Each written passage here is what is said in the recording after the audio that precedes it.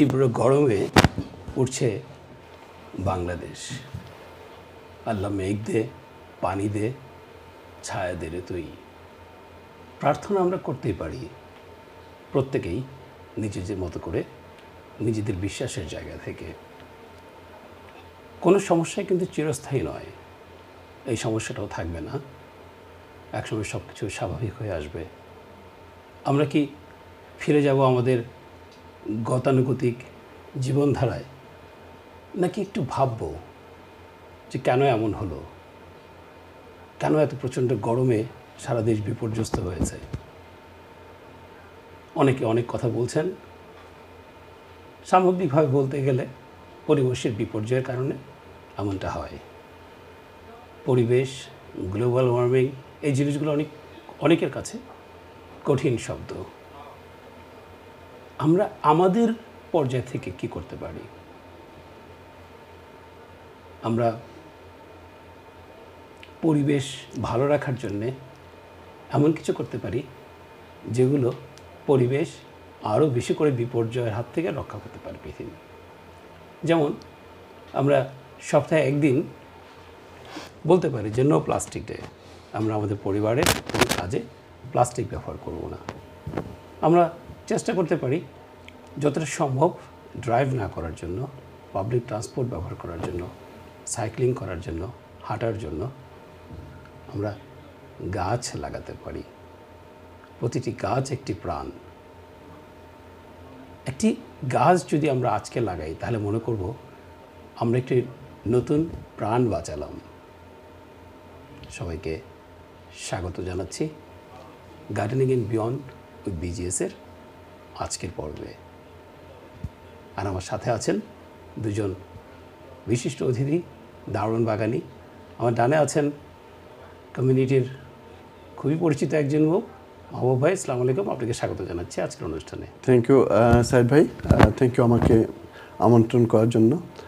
আশা করি আমরা আজকে বাগান নিয়ে কথা বলবো। আপনি যে কথা প্রসঙ্গ তুললেন, আবহাওয়ার যে মানে বিপর্যয় যে অবস্থা, আপনি দেশের বলেন বা বিদেশে বিভিন্ন দেশেও এটা হচ্ছে, এবং দুবাইতে দেখলাম যে ঝড়ের তাণ্ডব, বাংলাদেশে অসহ্য গরম, সৌদি আরব পর্যন্ত বন্যা। এসব অবশ্যই একটা কারণ আছে, সেটা আপনি বললেন যে গাছের সাথে সম্পৃক্ত।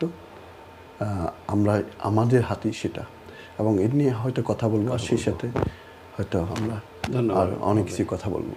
যে আমার বামে আছেন একজন দারুণ বাগানি। আসসালামু আলাইকুম, হামিদা সুমি আপা, আপনাকে স্বাগত জানাচ্ছি আমাদের অনুষ্ঠানে। আপনাকে অনেক ধন্যবাদ, এবং আমি অনেক খুশি আজকের প্রোগ্রামে আসতে পেরেছি। সেই সাথে যারা প্রোগ্রাম দেখছেন সবাইকে আন্তরিক শুভেচ্ছা আমার তরফ থেকে। হামিদ আপা, আপনি একজন দারুণ বাগানি, এটা একটা বড় পরিচয়। এর বাইরেও আপনি নিজের মতো করে যদি আপনার সম্পর্কে একটু বলতেন, আপনি কোথায় আছেন, আপনার বা পরিবার বা এই দেশে কতদিন ধরে আছেন? হ্যাঁ, আমার প্রথম পরিচয় তো আমি বাগানি, এটা অবশ্যই আমি বাগানি একজন। আর আমি আছি সারেতে, আমার 3 মেয়ে, স্বামী সহ আমি ওখানেই আছি। আমি 2005-এ এসেছি এদেশে, তখন থেকে ওখানেই আছি। কারণ ওই বাড়িটা আমার প্রথম পছন্দের এই জন্য ছিল যে ওখানে বাগানটা অনেক বড় ছিল, ওই জন্যই ওই বাড়িটা চুজ করা। এবং ওখান থেকে আমি আসলে মুভও হতে চাই না, কারণ বাগানটার সাথে আমি এত বেশি জড়িত হয়ে গেছি, এত বেশি পছন্দ হয়ে গেছে আমার। তাই তো ওখানেই আছি। আর আমার মেয়েরা আমাকে ওরাও অনেক বাগান করতে, আমার 3 মেয়ে, ওরাও পছন্দ করে, ওরাও আমাকে অনেক হেল্প করে বাগানের কাজে। আর আমার হাজব্যান্ড তো আছেন, উনিও অনেক হেল্প করেন। এই তো সব মিলে আছি, ভালো আছি সবার সাথে। ধন্যবাদ। আসছি আপনার কাছে, আবার কথা বলবো। যারা এই মুহূর্তে টিভি সেটের সামনে দেখতে বসেছেন, কিংবা আয়ন টিভির ফেসবুক পেজে, বিজিএসের পেজে দেখতে বসেছেন, আপনাদেরকে জানাচ্ছি বা আপনাদেরকে স্বাগত জানাচ্ছি আবারও এই অনুষ্ঠানে আজকের পর্বে। আপনারা পিছনে দেখতে পাচ্ছেন যে gardening and beyond with BGS মানে হচ্ছে বাংলাদেশি গার্ডেনার সোসাইটি। আপনারা জানেন যে আমরা সবুজের আন্দোলন করি, আমরা চাই ঘরে ঘরে বাগানি গড়ে তুলতে। যে বাগানটা হতে পারে ব্যালকনিতে, যে বাগানটা হতে পারে ঘরের উঠোনে কিংবা ঘরের ভেতরে। যাই হোক, আগামী 12ই মে আমাদের বাংলাদেশি গার্ডেনার সোসাইটি বা বিজিএসের চারা মেলা ফেয়ারলুপ ওয়াটার পার্কে হতে যাচ্ছে। আমরা আজকে অনুষ্ঠান জুড়ে সেই চারা মেলা নিয়ে কথা বলবো। আপনারা সবাই জানেন যে আমরা ব্রিটেনের সর্বত্র বিভিন্ন ধরনের ইভেন্ট বা মেলার আয়োজন করে থাকি। বীজ মেলা, চারা মেলা ম্যানচেস্টারে, বার্মিংহামে, সুইন্ডনে, লন্ডনে, লুটনে বিভিন্ন জায়গায় করে থাকি। আগামীতে এর ব্যাপকতা হয়তো আরও বাড়বে। তো আমরা এই বিভিন্ন জিনিসগুলো নিয়ে কথা বলবো পুরো অনুষ্ঠান জুড়ে। পুরো অনুষ্ঠানের 2টা পর্ব থাকবে। আর আপনারা চাইলে ফোন করতে পারেন, কিংবা ফেসবুক পেজে যারা লাইভ দেখছেন তারা কমেন্টে আপনাদের মন্তব্য লিখে জানাতে পারেন। কোনো প্রশ্ন থাকলে করতে পারেন, আমরা চেষ্টা করব আপনাদের প্রশ্নগুলোর উত্তর দেওয়ার জন্য। যাচ্ছি মাহবুব ভাইয়ের কাছে। মাহবুব ভাই, আমরা তো অবশ্যই চারা মেলা নিয়ে কথা বলবো, কিন্তু আমরা একটু জেনে আসি এই বছরে আপনার বাগানের পরিকল্পনা কী করছেন আপনি এই মুহূর্তে? আসলে এই মুহূর্তটা আসলে খুব একটা ইম্পর্টেন্ট আমি মনে করি একজন যে কোনো বাগানি। যদিও আমি সারা বছর বাগান করি, কিন্তু এই সময়টা মানে সামার আসার আগে যে প্রিপারেশনের সময়টা, সেটা অবশ্যই একটা ইম্পর্টেন্ট একজন বাগানির জন্য। বিশেষ করে এটা আসলে আমরা শীতপ্রধান দেশ, এবং সামারে আমরা মূলত বাগান করি। আর যখন সামারে আমরা বাগান করি, সেই প্রিপারেশনটা আসলে শুরু হয় লেট উইন্টার বা স্প্রিং থেকে।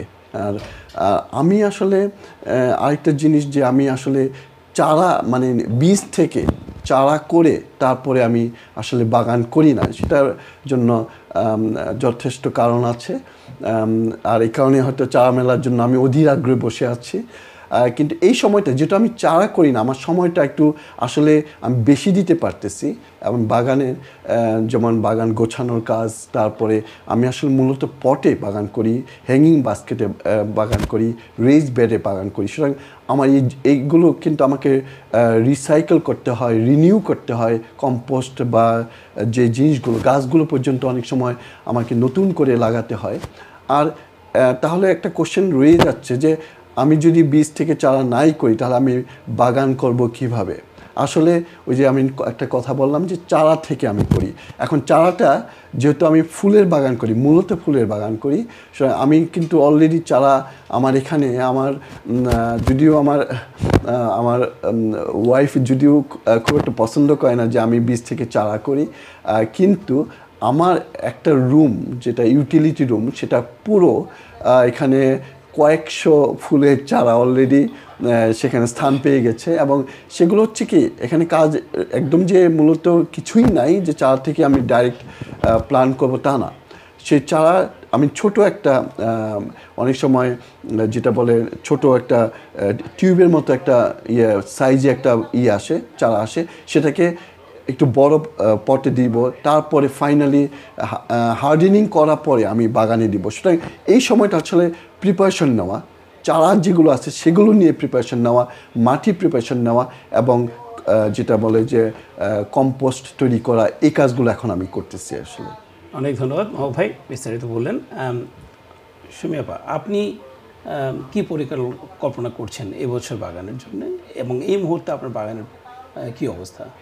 আমারও ওনার মতোই অবস্থা, কারণ আমি মনে করি সব বাগানেরই একই অবস্থা, যেহেতু সামার আমাদের খুবই কম এখানে। তো এই সময়টাই সব কিছু করতে হয়, বীজ থেকে চারা তোলা, চারাগুলোকে প্রিপেয়ার করা, গার্ডেনে নেওয়া, আবার গার্ডেন ক্লিনিং, গার্ডেনের অনেক মানে যে গার্ডেনটা পুরো সেট আপ করার টাইমটা এখনই। তো আমি অবশ্য বীজ থেকেই চারা করি, কিছু বাইরে থেকেও কিনি, তবে বেশিরভাগ বীজ থেকে করা হয়। বাইরে থেকেও কিনা হয় সবজি, ফুল, আমার সবই আছে। আমার ফুল, ফল, সবজি, আমি তিনোটার উপরে আমি প্রাধান্য দিই, কারণ আমি একটার উপরে থাকতে আমি ঠিক পছন্দ করি না। আমি যে আমার গার্ডেনে সব কিছু থাকবে, কম পরিসরে থাকুক কিন্তু সব থাকবে। তো এই জন্য আমার সবই আছে। আমি ফুলের সাথে সবজিরও একসাথেই চারা তুলি। আর অনেক সময় ফুল আমি বাইরে গার্ডেন সেন্টার থেকেও কিনে আনি অনেক বেশি পরিমাণে, ওগুলোও লাগানো হয়। আর যেগুলো বাংলাদেশি সবজি, যেমন লাউ, কুমড়া, এই টাইপের, ওগুলো তো আর আমাদের একদম দেশীয় যে সবজিগুলো, ওগুলো তো আর এখানে গার্ডেন সেন্টার পাওয়া যায় না। তো ওগুলো আমি আসলে ঘরেই তুলি, চারা করে তুলে ওগুলো গার্ডেনে দেওয়ার চেষ্টা করি। আর মরিচ, বেগুন, মানে সব পদের থাকে, মোট কথাই হচ্ছে ফুলেরও থাকে। তো ওগুলো করি। আর গার্ডেন সেট আপ সব নতুন মাটি, পুরান টবের পুরান মাটি চেঞ্জ করে নতুন মাটি দেওয়া, এগুলো সব এখন থেকেই শুরু হয়ে যায়। জি মাহবুব ভাই, আমাদের ইকবাল হোসেন জানতে চেয়েছেন যে আমাদের যে মেলাটা হচ্ছে ফেয়ারলোপ ওয়াটার পার্ক, ওইটার একটু ট্রাভেল গাইডটা যদি একটু বলতেন কীভাবে যাবে? আসলে এটা খুবই কনভিনিয়েন্ট বলবো, যে যারা ড্রাইভ করে তাদের জন্য খুবই ভালো এখানে যে আপনার গাড়ি নিয়ে আসতে পারবেন, এবং এটা হচ্ছে আওয়ারলি রেটে আপনার গাড়ি মানে পে করবেন না পার্কিংটা, সারা দিনের জন্য আপনার সন্ধ্যা খুব রাত্রি বেশি দামও না কিন্তু। খুব বেশি না, এবং বলতে গেলে এটা তো আসলে আউটস্কার্ট বলবো লন্ডন আর কি, এটা এসেক্সে পড়ছে কিন্তু আউটস্কার্ট মানে বর্ডার বলবো, এবং সেটা হচ্ছে আপনার ইউলেজের বাইরে বোধহয় না? হ্যাঁ ইউলেজের বাইরে। সুতরাং এটা কোনো গাড়ি যারা ড্রাইভ করে যায় তারা আসলে একটা ডে আউট, আমি বলবো না চারা মেলা, আপনি ফ্যামিলি নিয়ে আসার মতো একটা দিন, এবং ওটা এত আকর্ষণীয় যে মানুষ কিন্তু এমনি বেড়াতে যায়। এই কারণে আমাদের অ্যাডভাইস হবে যদি আপনি গাড়ি নিয়ে আসেন একটু আর্লি আসার চেষ্টা করবেন, ভালো চারা পাবেন, ভালো সিলেকশন চারা পাবেন, ভালো একটা পার্কিং পাবেন, আর একটা ফ্যামিলি নিয়ে আসলে একটা পুরোটা দিন আপনি এনজয় করতে পারবেন। আমাদের মেলা হবে 5টা পর্যন্ত, কিন্তু 5টার পরেও কিন্তু প্রচুর সূর্যের আলো থাকবে, সে 8টা সাড়ে 8টা পর্যন্ত, সাড়ে 8টা পর্যন্ত সূর্যের আলো থাকবে, আপনি ঘুরে বেড়াতে পারবেন। সম্পূর্ণ একটা ফেল অফ ওয়াটার হচ্ছে একটা বিরাট লেক, এবং সেটা ঘুরে দেখার মতো, এবং সম্পূর্ণ লেকটা ঘুরতেও আপনার বোধহয় অ্যাটলিস্ট 45 মিনিটস টু 1 আওয়ার লাগবে, এবং সেখানে খুব আকর্ষণীয় এবং ফটোগ্রাফিক লোকেশন আছে সেখানে, এবং বোট হায়ার করা যায়, অনেক কিছু আছে। আর আমাদের প্রধান আকর্ষণ আসলে চারা মেলা, সুতরাং আমি মনে করি এটা একটা যা ড্রাইভ করবেন। আর যারা মনে করেন ড্রাইভ করেন না, পাবলিক ট্রান্সপোর্টে আসতে চান, ফেয়ার অফ ওয়াটার থেকে মাত্র মনে করেন যে 50 গজ দূরেই হচ্ছে টিউব স্টেশন, সুতরাং সেটা খুবই কাছে। এবং অনুষ্ঠানের আমরা আগে আমরা সব কিছুই বিস্তারিত জানিয়ে দেবো। হ্যাঁ, আচ্ছা যাই হোক, আমরা চারা মেলা করছি, আমরা বেশি বেশি গাছ লাগাচ্ছি, আমরা সবুজের আন্দোলন করছি। অনুষ্ঠানের শুরুতে যে বলছিলাম যে বাংলাদেশে এই মুহূর্তে তীব্র গরম এবং জনজীবন অতিষ্ঠ, তো আমরা তো সময় এই বলতে পারেন সেই তুলনায় অনেক আরামে আছে এখানে দূর থেকে দেখে আপনার অনুভূতি কেমন হচ্ছে, এবং আপনার কি মনে হচ্ছে যে কেন এমন হচ্ছে? আপনার ব্যক্তিগত অভিজ্ঞতা কি বলে? খারাপ অবশ্যই লাগছে, যেহেতু আমার দেশের মানুষ কষ্ট করছে গরমে, অবশ্যই খারাপ হচ্ছে। আর আসলে আমরা যখন ছোট ছিলাম তখন এত গরম ছিল না, এখন যতটুকু এবছর বা লাস্ট ইয়ারও শুনেছি আমি অনেক গরম, তো অনেক খারাপ লাগে। আমার মনে হয় যে আমাদের পরিবেশ দূষণটা একটা বড় কারণ আমরা পরিবেশটা ঠিকমতো সাধারণ মানুষ হ্যাঁ পরিবেশ দূষণ তো একটা ইন্ডাস্ট্রিয়ালিস্ট একটা ব্যাপার আছে, ইন্ডাস্ট্রিয়ালাইজেশন হচ্ছে, শিল্প গড়ে উঠছে অপরিকল্পিতভাবে, কিন্তু সাধারণ মানুষ কিভাবে পরিবেশ দূষণে দায়ী হতে পারে?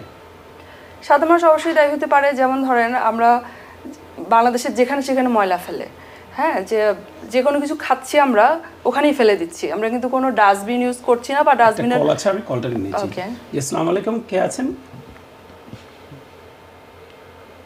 আসসালামু আলাইকুম, শুনতে পাচ্ছেন আমাকে?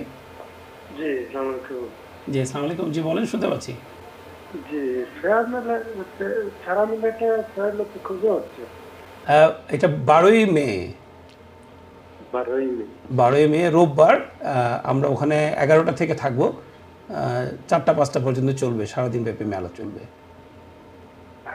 12ই মে জি ফেয়ার লোকে যে আপনার ফরেস্ট রোড না? জি জি জি ফার্স্ট রোডে, দ্যাটস রাইট। আচ্ছা ওইটাই জানার জন্য।